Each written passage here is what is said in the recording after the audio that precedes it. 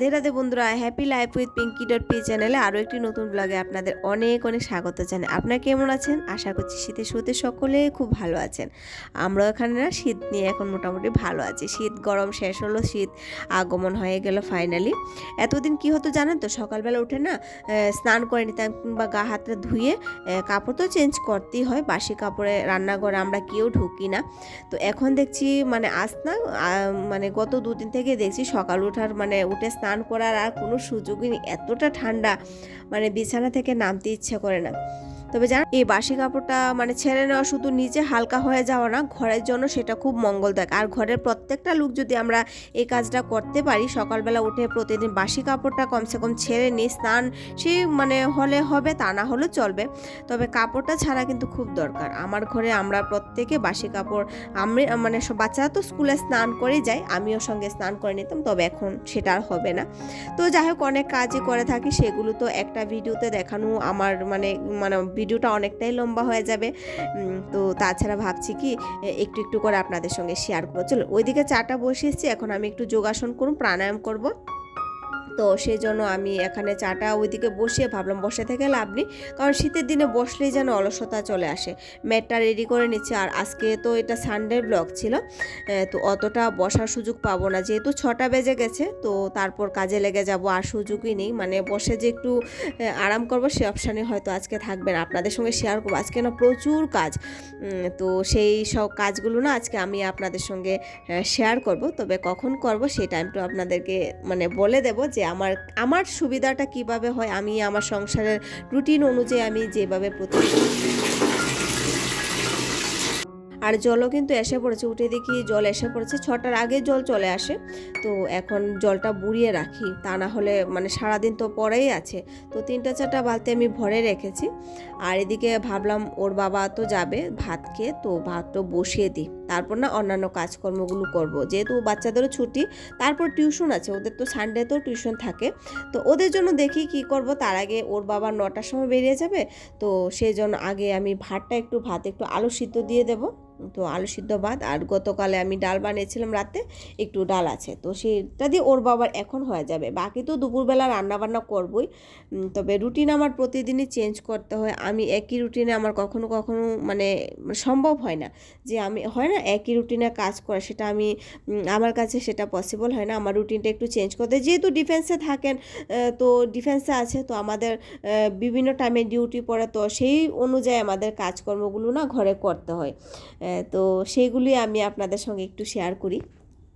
আর এদিকে না ওরা ঘুমাচ্ছে, ভাত ওইদিকে বসিয়ে আমি ভাবলাম সিঁড়িটা ঝাড়ু দিয়ে নিই, বাইরের কাজগুলো কমপ্লিট করে নিই, তারপর একবার ঘরের কাজ শুরু করলে না তো সেই বাইরের কাজগুলো আর হবে না। আর এদিকে অনেকটা দিন ধরে না আমি জুতার একটা আমার মানে সিঁড়িতে ছিল, আমাদের সিঁড়িতে ছিল, এই যে আমি কিন্তু ঝাড়ুটা কমপ্লিটও করতে পারি, সবাই উঠে একদম হাজির, বারবার ঘরে আসতে হচ্ছে, জল দিতে হচ্ছে, মাঝামাঝি কাজও করতে হচ্ছে। তো এটাই কিন্তু সকালবেলা উঠে যতটুকু নিজের জন্য সময় বাঁচিয়ে রাখা যায়, বাকি কিন্তু সেইটুকু সময় বের করা মুশকিল হয়ে যায় নিজের জন্য। তো এদিকে সমস্ত মানে গোটা সিঁড়িটা একদম উপর থেকে নিচে পর্যন্ত ঝাড়ু দিয়ে এসছি। আর এদিকে মানে আজকে দেখাচ্ছি আমাদের গাছে যে মরিচ হয়েছে, তো এই গাছগুলো ওর বাবা না বাড়ি থেকে বীজ এনেছিল, বীজ লাগিয়ে মানে বীজ লাগানোর পর না গাছগুলো হয়েছে বাড়ি থেকে, মানে ত্রিপুরার, এগুলো না ত্রিপুরার মির্চি, তো ভালো মরিচ এসেছে। তো ওর বাবাকে আলু সিদ্ধ ভাতে দিয়ে দিচ্ছি, বলছে প্রথম বলেছিল ঝাল না, তারপর বলছে এতটা ঝাল, তারপরও মনে হয় যে ত্রিপুরা মরিচ খাচ্ছি।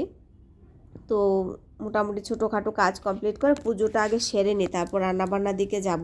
ও বাচ্চারা টিউশনেতে গিয়েছে, ঘরটা ফাঁকা থাকতে থাকতে একটু পুজোটা যদি হয়ে যায় না, তাহলে দেখবে মনে একটা শান্তি যেন আলাদা কাজ করে। তার উপর আমিও কিছু খাইনি, ভাবলাম পুজোটা দিয়ে তারপরে গিয়ে মানে যাই খাবো, তারপর রান্নাবান্না করব।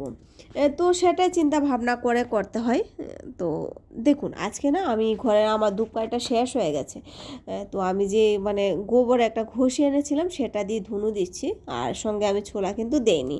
খুব সুন্দর না ধুনা, মানে ধুনোটা খুব সুন্দর হয়, সুগন্ধ একদম ছড়িয়ে ছিটে যায় চারপাশটা।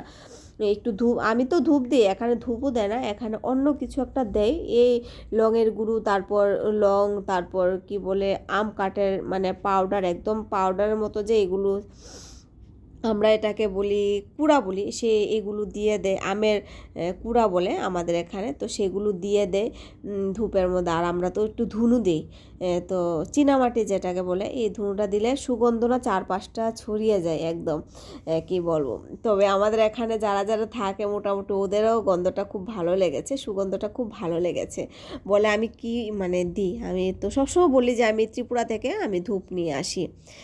তো আজকে না থাকাতে না আমি এটা মানে ধরিয়েছি ধূপবাতি, মানে ধূপবাতিটা তাড়াতাড়ি করে রান্না টান্না মানে পুজোটা কমপ্লিট করে এসে আমি একটু ভাত খেয়ে না, আজকে আমি সকালবেলা কোনো টিফিন করতে পারিনি, সুযোগই পাইনি। তো আগে ভাতটা খেয়ে নিয়েছি, খেয়ে তারপর যেহেতু ওর বাবা সকালবেলা খেয়েই গিয়েছে অফিসে, তো সেই জন্য আমি খেয়ে নিয়েছি। তো সয়াবিনটা বানিয়েছি দুপুরবেলা। অন্য কিছু বানানোর প্ল্যান ছিল, মানে পেঁপে বানানোর প্ল্যান ছিল কুড়িয়ে, তো সেটা দেখছি এখন দেরি হবে, তো ঝটপট কি বানাবো, আমি তাড়াতাড়ি করে সয়াবিনটা বানিয়ে নিয়েছি। তবে ভালো হয়েছে, একদম চিকেন কষার মতো বানিয়েছি, মশলাপাতি ভালো করে দিয়ে না, একদম খুব টেস্টি হয়েছিল। কিন্তু লাস্টে দিয়ে না আমি যেহেতু ভাত একবার খেয়ে নিয়েছিলাম, লাস্টে আর মানে সবজি বাঁচা ছিল না আমার ভাত খাওয়ার মতো।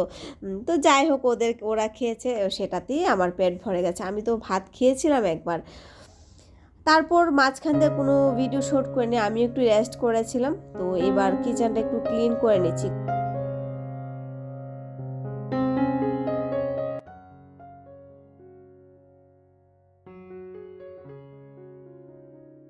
একজন গৃহিণীর কাছে দেখবেন রান্নাঘর আর ঠাকুর মন্দির, এই দুটো জায়গা যদি সুন্দর থাকে, পরিষ্কার পরিচ্ছন্ন একদম নিট অ্যান্ড ক্লিন থাকে, তাহলে দেখবেন সেই মন মস্তিষ্ক যেন অন্যরকম কাজ করে। প্রত্যেকটা ঘর, প্রত্যেকটা কোনায় ঘরের আমাদের কাছে ইম্পর্ট্যান্ট, কিন্তু যেহেতু আমরা মানে বেশিরভাগ সময় এই দুটো জায়গার মধ্যে কাটাই, বিশেষ করে রান্নাঘরের মধ্যে কাটাই, তো সেই জন্য কিন্তু এই জায়গাটা সাজিয়ে রাখা কিন্তু খুব, যেহেতু একটা মাইন্ডেরও একটা দরকার আছে, রান্নাবান্না যতটা জায়গাগুলো গুছানো পরিষ্কার থাকবে, পরিষ্কার পরিচ্ছন্ন থাকবে, সেই কাজগুলো দেবেন করতেও না আমাদের মনে একটা পজিটিভ যেন কাজ করে, আর চট করে রান্নাবান্নাও করা যায়, চট করে যে কোনো প্ল্যানও নেওয়া যায়। তো সেই জন্য না আমার কাছে মনে হয় রান্নাঘরটা আর ঠাকুর মন্দির আমার কাছে, আমার ঘরের মধ্যে সব থেকে অনেক বড় ইম্পর্ট্যান্ট। আমার এই দুটো জায়গার মানে গিয়ে আমি অনেকটা শান্তি পাই। আর তাছাড়া আমার বাইরে যাওয়ার অতটা নেশাও নেই, আমি প্রত্যেকটা ঘরে আমি গুছিয়ে রাখি। তারপরে বলবো আমাদের এই কোয়ার্টারটা অনেকটাই ছোটো, তারপরও কিন্তু আমি রান্নাঘরটা না আমি কিছুদিন অন্তর অন্তর মানে আমার তাহলে কি হয়, আরেকটা এখানে কথা আছে, ডিপ ক্লিনের যে একটা ব্যাপার সেটা থাকে না। চট করে দেখবেন একটা পুজো পার্বণ আসুক, অতটা অসুবিধা হয় না, যেহেতু একা হাতের কাজ আমাদের।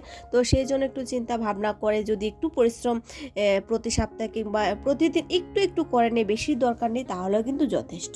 তো আজকে দুপুরবেলা আমি কিছুই করিনি, যেহেতু রান্নাঘরে আমার 2 থেকে 3 ঘন্টা লাগবে, 2 ঘন্টা লাগবে, 3 ঘন্টা না হলেও 2 ঘন্টা লাগবে। তো সেই জন্য দুপুরবেলার দিকে কাজটা আমি করিনি। বাসন ধোয়া আর মানে গ্যাস মোছা তো না, একটু ডিপ ক্লিনের ব্যাপার আছে, আর যে মানে র্যাকের উপরটা একটু গুছাবো।